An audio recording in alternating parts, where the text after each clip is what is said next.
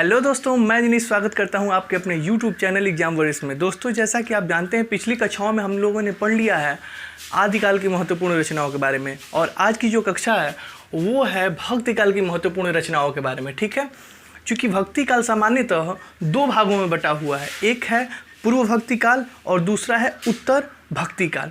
तो आज हम लोग जो रचनाएँ लिए हैं वो पूर्व भक्ति काल से लिए हैं। ठीक है, तो सबसे पहले जो हमारे रचनाकार हैं वो है कबीरदास जी। ठीक है, अब कबीरदास जी ने किस किस चीज़ों का रचना किया है, किन किन महत्वपूर्ण रचनाएं इनकी हैं, हम देखते हैं। ठीक है, तो देखिए कबीरदास जी है वो जो बीजक है, कबीरदास की जो बीजक है उसी के 3 पार्ट हैं, साखी, शबद, रामायणी। ठीक है ना, तो ये भी पूछ लेता है कि बीजक किसकी रचना है, तो वो भी कबीरदास का हो जाता है। साखी भी पूछ सकता है अलग, शबद भी पूछ सकता है और रामायणी भी पूछ सकता है अलग। ठीक है, तो बीजक के ही पार्ट क्या है, बीजक के ही पार्ट हैं साखी, शबद, रामायणी। ठीक है, बीजक के अंतर्गत ही इन लोगों को रखा जाता है। ठीक है, अब देखिए कैसे आप इसको ट्रिक से याद करेंगे।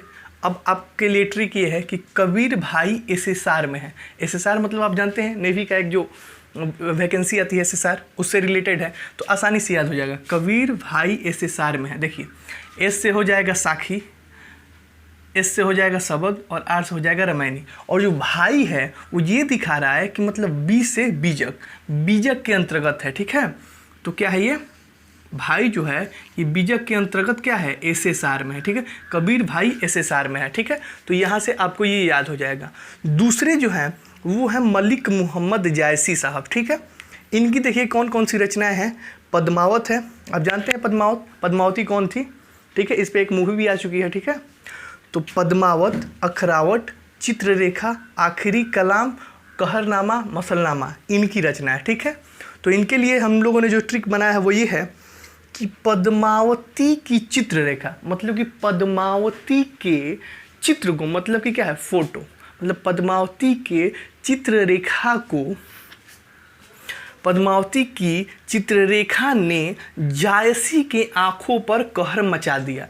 ये क्या है, इसका ट्रिक है। देखिए अब पद्मावती से पद्मावत निकाल लेंगे आप। ठीक है, पद्मावती से पद्मावत। ठीक है, यहाँ पे चित्ररेखा निकल जाएगा, चित्ररेखा मतलब फोटो, मतलब कि पद्मावती की चित्ररेखा ने जायसी के आंखों पर कहर मचा दिया।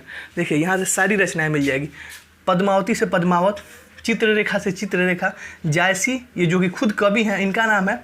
ठीक है, और आँखों, आँखों से आ जाएगा क्या, अखरावट। उसके बाद आँखों पर कहर, कहर से आ जाएगा कहरनामा, और मचा दिया मतलब मचा से आ जाएगा मसलनामा। ठीक है, तो पद्मावती की चित्ररेखा ने, मतलब पद्मावती की फ़ोटो देखे जब जायसी जी, तो उनके आँखों में क्या मच गया, कहर मच गया। यहाँ से आप इस चीज़ों को याद रख लेंगे। ठीक है, अब आते हैं हम लोग सूरदास जी पे। ठीक है, देखिए सूरदास और तुलसीदास जी हिंदी के कवियों में बहुत ही सर्वश्रेष्ठ कवि माने जाते हैं। ठीक है, तो इनकी जो रचनाएं हैं हमको इस तरीके से याद करनी है कि आप कभी भूले ना। ठीक है, और प्रायः इनको आपका ट्रिक मिलेगा भी इन रचनाओं का, तो 2-4 रचनाओं के लिए मिलेगा। ठीक है, लेकिन मैं आपको आज इस तरीके से इसको पढ़ाऊंगा कि ये जो रचनाएं हैं परमानेंटली आपको याद हो जाएंगे। ठीक है, कैसे, देखिए कुछ जान लेते हैं सूरदास जी के बारे में। ठीक है, देखिए सूरदास जी हैं वो कृष्ण भक्ति शाखा के कवि थे। ठीक है, मतलब कृष्ण भगवान के बारे में रचना करते थे।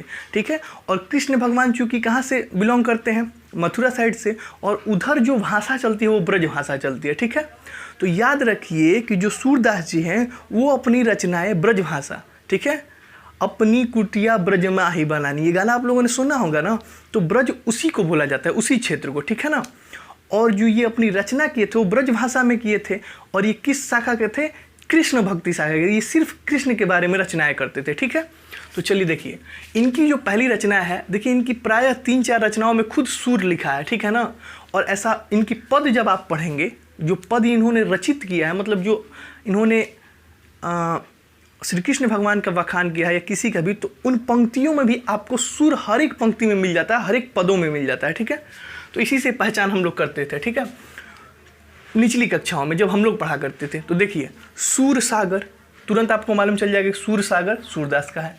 सुर सरावली ये भी सूरदास का है, क्योंकि सुर दिख गया।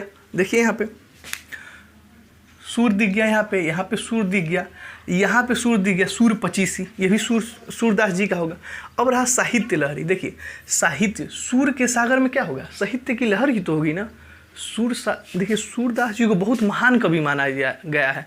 एक पंक्ति भी है, सूर तुलसी शशि, ये पंक्ति आप लोग सुने भी होंगे। तो देखिए, तो जो ये सूर है, अगर सूर सागर, सुर सरावली, साहित्य लहरी, देखिए तो सूर का सागर है तो साहित्य की लहर भी उसमें होगी। तो यहाँ से आप ये याद कर लेंगे, सूर सागर, सुर सरावली, साहित्य लहरी, सूर 25, ठीक है। अब देखिए, चूंकि ये किसके बारे में रचना करते थे, श्री कृष्ण भगवान के बारे में रचना करते थे, तो देखिए सारी रिलेटेड किससे है, श्री कृष्ण भगवान से ही रचनाएं हैं। देखिए अब श्री कृष्ण भगवान, आप जानते हैं कि जो कालिया नाग था उसका वध किए थे, मतलब उसको वध नहीं किया था, मतलब उसको मारे पीटे थे। वो गेंद वाली जो घटना हम लोग देखते हैं, प्राय टीवी में भी दिखाता है, जब कालिया नाग गेंद चला जाता है तो जाते हैं वो जो नदी है तो उसमें कालिया नाग रहता है, तो उसका जो लीला हुआ था वहाँ पे कि उसके फन पे नाचे थे, तो ये सारी घटनाओं का वर्णन नाग लीला में उन्होंने किया, ठीक है। इससे आप याद कर लेंगे। गोवर्धन लीला, देखिए आपको मालूम है ना कि जब इंद्र भगवान एक बार रुष्ट हो गए थे सारे ब्रजवासियों पे, तो उन्होंने मतलब बहुत सारा क्या हुआ था कि जल बरसा रहे थे, ठीक है। क्यों? क्योंकि वो कृष्ण की पूजा कर रहे थे। तो उस समय कृष्ण भगवान ने गोवर्धन पर्वत को अपनी उंगली पे उठाया था। ये कहानी आप देखे भी होंगे और सुने भी होंगे। तो उस जो लीला है उसका वर्णन किया है सूरदास, उसको बोलते हैं गोवर्धन लीला, ठीक है। तो नाग लीला, गोवर्धन लीला याद हो गया। देखिए भ्रमर गीत है, ऐसा माना जाता है कि देखिए जब आप जानते हैं कि जब श्री कृष्ण भगवान रहते थे राधा के गाँव में, ठीक है, फिर वो छोड़ करके कहाँ चले गए, राज करने के लिए चले गए, ठीक है। तो जब ये दूरी बनी इन दोनों के बीच में, आपको मालूम है ये प्राय आप जानते हैं कि वो राधा जी को छोड़ के चले गए थे, तो जब ये दोनों के बीच में दूरी बनी थी तो उसी टाइम जितनी भी गोपियाँ थी वो वियोग में थी, ठीक है। तो जो वियोगों का वर्णन है वो भ्रमर गीत के माध्यम से किया गया है, ठीक है। भ्रमर गीत मतलब भौरे को आधार माना करके भौरा जाओ और श्री कृष्ण भगवान को ये उपदेश देना कि हमारी हालत ऐसी है वैसी है, ठीक है। तो यहाँ से क्या है, भ्रमर गीत का रचना हुआ है, ठीक है। तो भ्रमर गीत किसके परिप्रेक्ष्य में है, तो वियोग के परिप्रेक्ष्य में है, ठीक है। भौराओं के माध्यम से क्या सूचनाएं पहुँचाई जा रही है, तो इस माध्यम में वो रचना की है। और चूंकि ये पदों का संग्रह, बहुत अच्छे पदों की रचना करते थे, यहाँ से आप पद संग्रह, इनके जितने भी हैं श्री कृष्ण भगवान के बारे में उस सभी पदों का संग्रह है, इसलिए आप पद संग्रह यहाँ से याद रख सकते हैं। तो आसानी से आप याद रख सकते हैं कैसे, सूर सागर, सुर सरावली, साहित्य लहरी, सूर 25, नाग लीला, गोवर्धन लीला, पद संग्रह, ठीक है। तो आसानी से आप इन चीज़ों को याद रख सकते हैं। भ्रमर गीत, देखिए इंपॉर्टेंट इसमें क्या है, कौन कौन इंपॉर्टेंट है, देखिए इसमें तो आप तुरंत पकड़ लेंगे जिसमें सुर लगा है। तो आपसे पूछ कौन सकता है, ये पूछ सकता है, क्योंकि सूर सागर जिसको याद रहेगा तो आपको मालूम होना चाहिए कि जब सूर का सागर है तो साहित्य की लहर होगी ही उसमें। ये पूछ सकता है, देखिए नाग लीला मतलब एक कालिया नाग वाला वर्णन, गोवर्धन लीला मतलब गोवर्धन पर्वत वाला वर्णन, ठीक है। और आपसे क्या पूछ सकता है, देखिए एक ये पूछ सकता है भ्रमर गीत, क्योंकि ये इंपॉर्टेंट है, ठीक है। और ये पद संग्रह, तो इसको आप ऐसे याद रखेंगे कि जो सूरदास जी है उनके पूरे पदों का संग्रह, वो बहुत अच्छे पदों की रचना करते थे, इसलिए पद संग्रह इनका है। अब आते हैं हम लोग तुलसीदास जी पर, ठीक है। देखिए तुलसीदास जी एक ऐसे कवि हैं जिन्होंने ब्रज भाषा और अवधी भाषा, चूँकि तुलसीदास जी के बारे में आप जानिए कि तुलसीदास जी जो थे वो कैसे कवि बने। तो ये जो था एक घटना था कि ये अपनी पत्नी से बहुत प्रेम करते थे और उनसे मिलने के लिए रात में मुर्दे पे सवार होकर के, ऐसी कहानी है, और उनके गांव चले गए थे उनसे मिलने के लिए अपनी पत्नी से, ठीक है। तो इसी वजह से उनकी पत्नी ने उनको धिक्कारा था कि आप अगर मेरे से इतना प्रेम करते हैं और भगवान से आपको इतना प्रेम हो जाए तो आपको मोक्ष मिल सकता है। तो वो वैराग्य हो करके राम भक्ति शाखा में लीन हुए थे, ठीक है। और ये जो तुलसीदास जी हैं वो राम के भक्त थे, ठीक है। लेकिन इन्होंने अपनी रचना राम और श्री कृष्ण मतलब प्रभु के दोनों रूपों पर अपना मतलब वर्णन किया है, ठीक है। तो ये राम पे भी लिखे हैं और श्री कृष्ण पे भी लिखे हैं, ठीक है। तो राम चूँकि अवध के थे, अवध क्षेत्र वही बोला जाता है अयोध्या साइड को, और ब्रज क्षेत्र बोला जाता है वो मथुरा वाले साइड को, ठीक है। तो अब जो अवध क्षेत्र है, तो देखिए चूँकि राम का वर्णन है, तो जितने आप एक जानते हैं कि तुलसीदास जी की एक रचना जो महत्वपूर्ण है आपको जानना ही चाहिए, वो है रामचरितमानस। अब रामचरितमानस क्या है, तो रामायण का ही पार्ट है।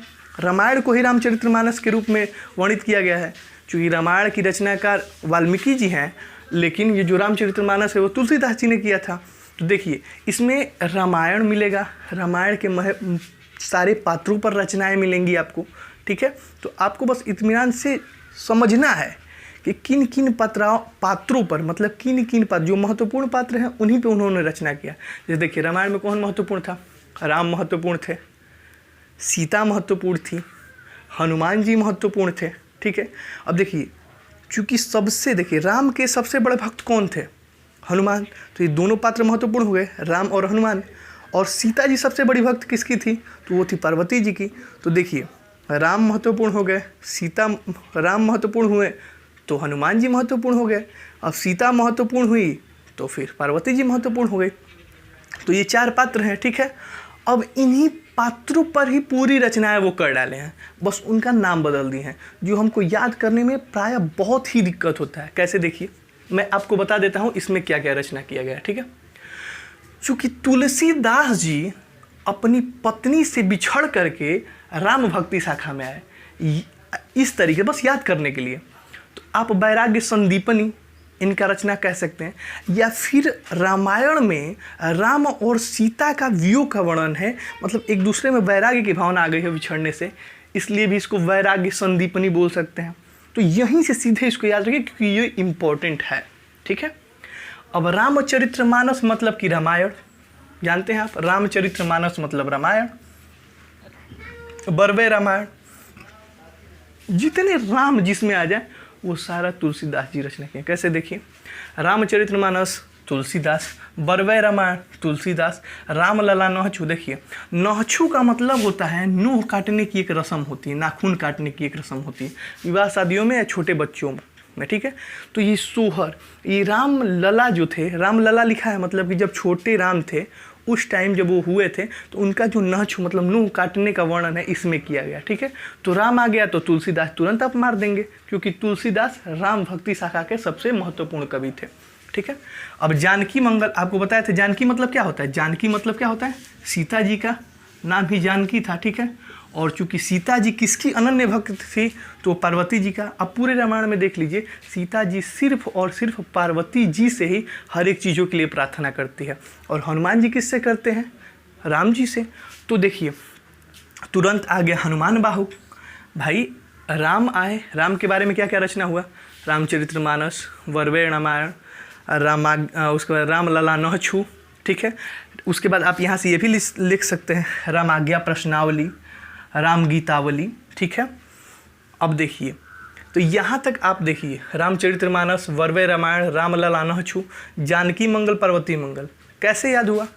राम के बारे में, क्योंकि रामायण में राम महत्वपूर्ण है, हनुमान महत्वपूर्ण है, सीता महत्वपूर्ण है, पार्वती जी महत्वपूर्ण है। तो 4 पात्रों पे 4 रचनाएं लिखे हैं। ये तो सिर्फ रामायण हो गया, ये भी रामायण हो गया, ये राम जी का नाखून काटने वाला रस्म हो गया, ये जानकी मंगल हो गया, ये पार्वती मंगल हो गया, ये हनुमान बाहुक हो गया। हनुमान जी चूँकि अनन्य भक्त थे राम जी के, इन पे रचना कर दिया।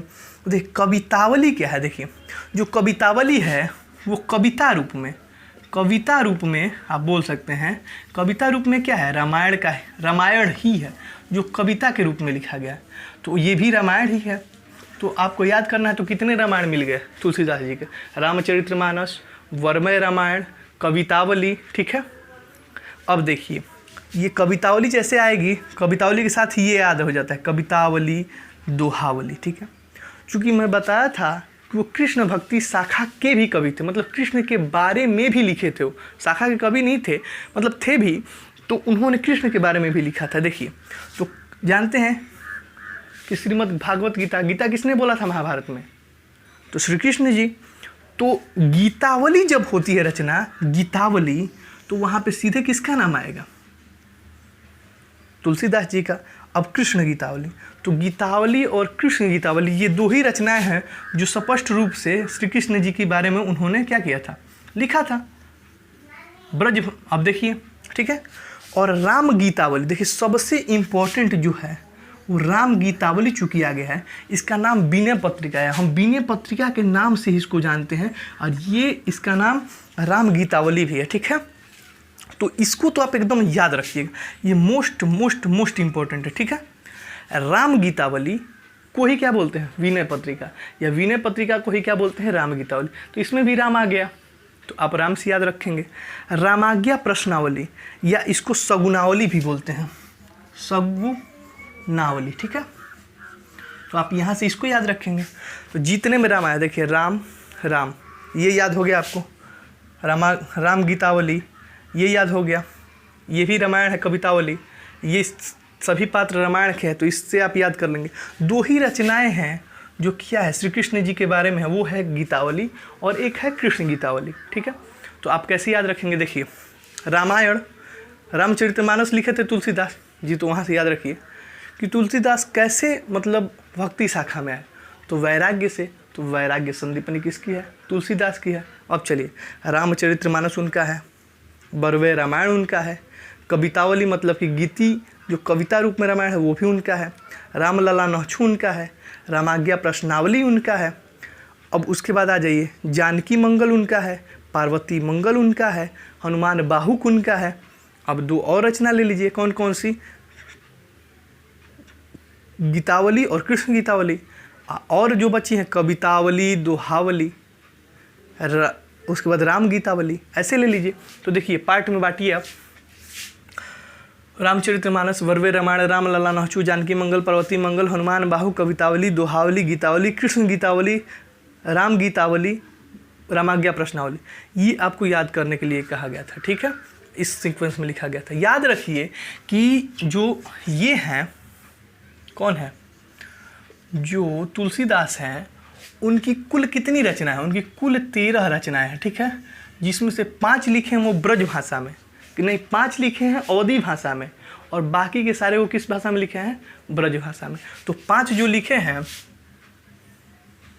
अवधी भाषा में वो कौन कौन है, इतना है, हनुमान बाहुक तक 1 2 3 4 और 5, नहीं यहीं तक है 5, मतलब यहाँ तक पार्वती मंगल। जो ये 5 है ये क्या है, अवधी भाषा में है,